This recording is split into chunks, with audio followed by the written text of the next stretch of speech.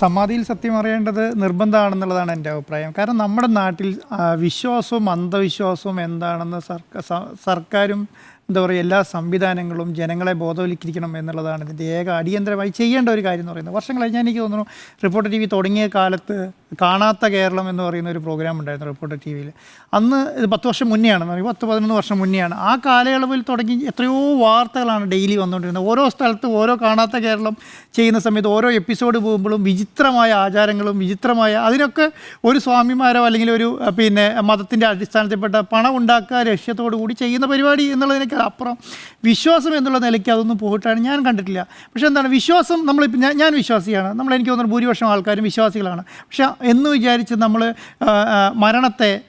മരണമില്ല എന്ന് വിശ്വസിക്കുന്നില്ലല്ലോ. മരണമുണ്ട്, മരണം ഒരു ദിവസം നടക്കും എന്ന് വിശ്വസിക്കുന്ന ആൾക്കാരാണ്. വിശ്വാസത്തെ എങ്ങനെ നമ്മൾ ഡിഫൈൻ ചെയ്യുന്നു എന്നുള്ളതിലാണ് ഇതിൻ്റെയൊക്കെ കാര്യം.